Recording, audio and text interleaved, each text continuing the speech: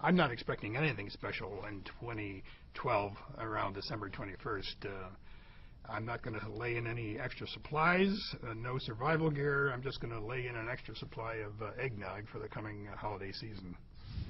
There's no planet Nibiru, there's no planet X, and nothing is hurtling toward us. But there have been claims on the internet that there is a planet called Nibiru, 4 times the size of the Earth, that's going to come close to the Earth or smack it in December of 2012. But there's no telescopic evidence. There's no evidence that it's perturbed any of the inner planets or the outer planets, which it would have to do if it were in an orbit around the Sun. And so there's no evidence whatsoever. And as Carl Sagan pointed out many times, extraordinary claims require extraordinary evidence, and there's no evidence whatsoever for Nibiru.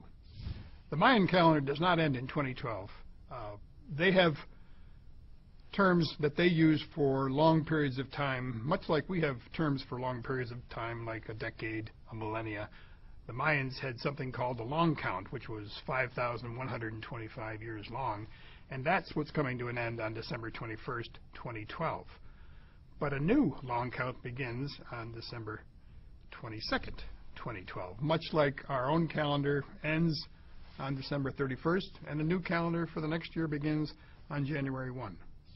Regarding the solar maximum cycle, the Sun has a period of solar activity that lasts about 11 years, so it is scheduled to reach a maximum around 2012, but it's been doing this for millennia. It reaches a solar maximum every 11 years or so for millennia, and there's no reason to suspect that this 2012 time period will be any different from the others.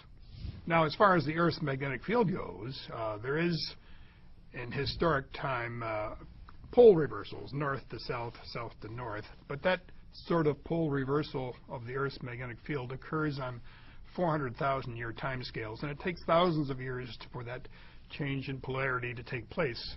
And there's no evidence whatsoever that it's going to start changing polarity in 2012, and even if it did, that wouldn't affect the rotation of the Earth, nor would it affect the rotation axis of the Earth.